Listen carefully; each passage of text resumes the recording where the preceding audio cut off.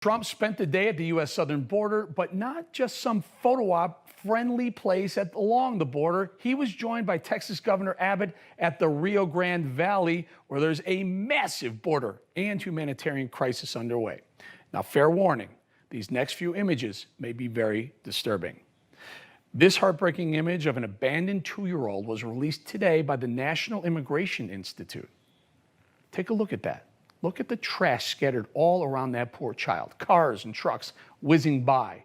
2-year-old, folks, a 2-year-old. What in God's name can be going through that baby's mind? Biden's border crisis. Listen to that. It's Biden's border crisis. And who can forget this little boy, just 5 years old, abandoned, discarded by coyotes who fled the scene. Total disregard for this child's well-being.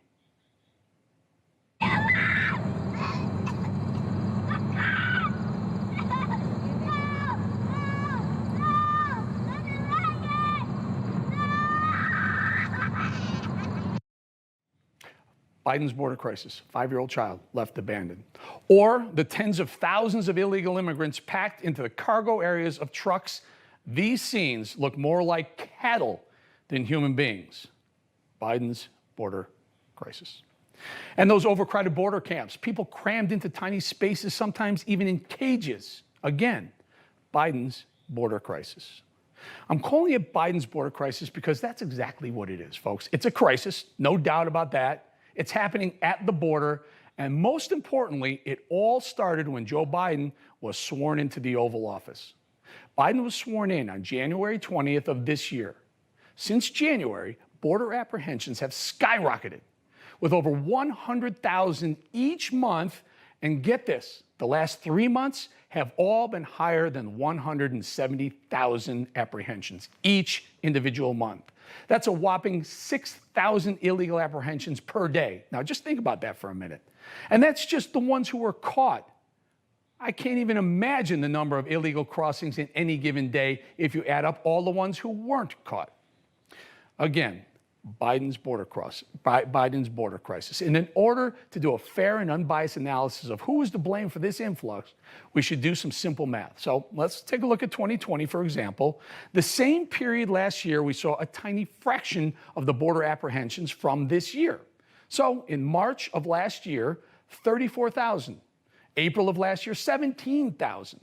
May of last year, 23,000. That means last year, there were 74,000 total apprehensions in the months March through May. Total. Now, I want to take a guess at the number of border apprehensions under Biden this year, comparing the exact same 3-month period. Well, let's do the math. 530,000 border apprehensions in the same period. That's an unsubstantiated, unsustainable 715% increase.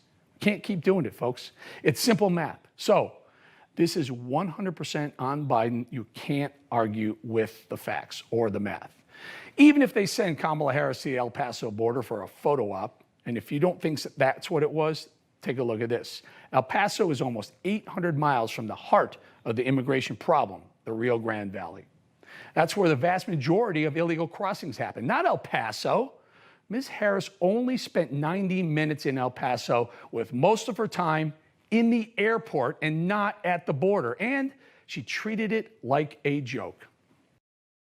Vice President, how did you decide that right now was the right time to make your first trip to the border? Well, it's not my first trip. I've been to the border many times. As the person in charge of the response. Okay, nothing funny about that, Madam Vice President. And finally, the El Paso trip was a brief stop on her way to her vacation home in California. After leaving El Paso, Kamala Harris jetted off to California to spend the weekend with the first gentleman, Doug Emhoff. Oh, thanks for trying, Madam VP. You get an F for effort, though. One final thought, if you don't like the math, some don't. Personally, I love math, but anyway, the math isn't your thing, perhaps. Liberals, and you don't believe me that this is a Biden border crisis? Just take a look at this. An illegal caravan, one of many since Biden took office, with the illegal immigrants wearing a uniform of sorts, Biden t-shirts. So if you still don't believe me, and you don't believe your liberal lying eyes, How about you hear it directly from the horse's mouth, as the saying goes? I just want patience and pace that we can get to the U.S. because they're having a new president. Where's Biden? He's going to help all the rest.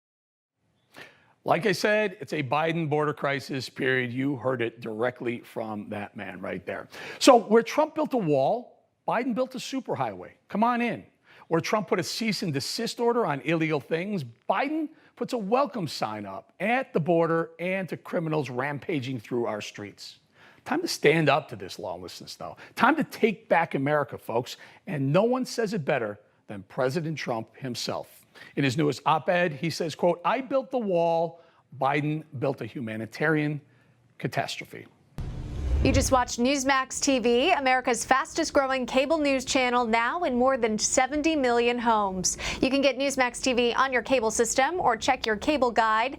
And if your system doesn't carry Newsmax, call them, tell them you want Newsmax TV, because we're real news for real people.